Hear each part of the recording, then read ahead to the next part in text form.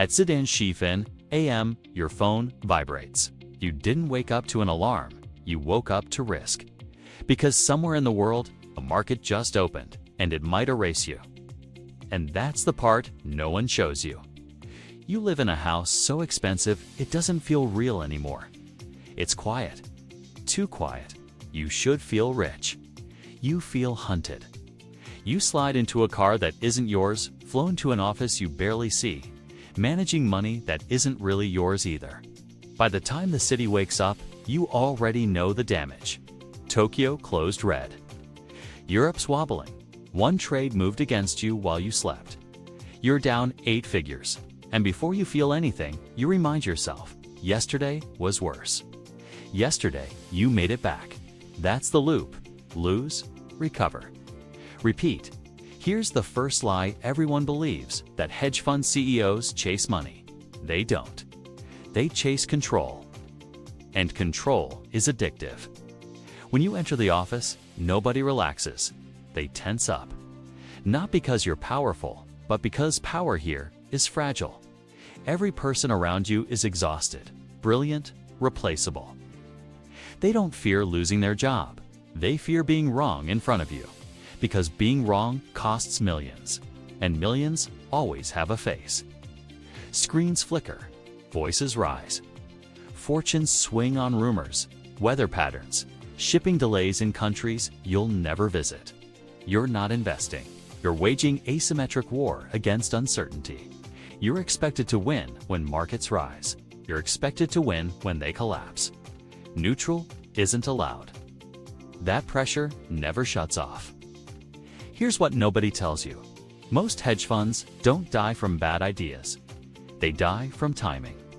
So you do what everyone at your level does. You stop guessing, you start watching. Parking lots, cargo routes, satellite shadows. Not to feel smart, but to feel early. Because early feels like safety. But there's a darker truth underneath all this data, and it changes everything. You don't just bet on companies winning. You bet on companies failing. And failure spreads faster than success. A whisper becomes a headline. A headline becomes panic. Panic becomes liquidity. You go on TV.com and Sirius saying nothing illegal. Just enough to tilt the room. Markets don't move on facts. They move on belief. And belief is leverage. The money comes fast, too fast. Fees roll in even when you're wrong. Bonuses hit before reality catches up. Your net worth jumps on paper, but your margin for error shrinks in real life. You've been misled into thinking this is winning. It's not. This is exposure. Because the higher you go, the fewer exits you have. One bad position doesn't just hurt, it compounds. Losses don't stop at zero. They keep climbing. Silently, mathematically, infinitely. Phones ring. Banks stop smiling. Collateral gets questioned. You liquidate your best ideas to survive your worst one. That's when you realize something terrifying. You don't own your trades anymore. They own you. But here's where it gets interesting. You survive. Barely. A rumor saves you. A headline bails you out. Luck shows up this time. You walk away intact.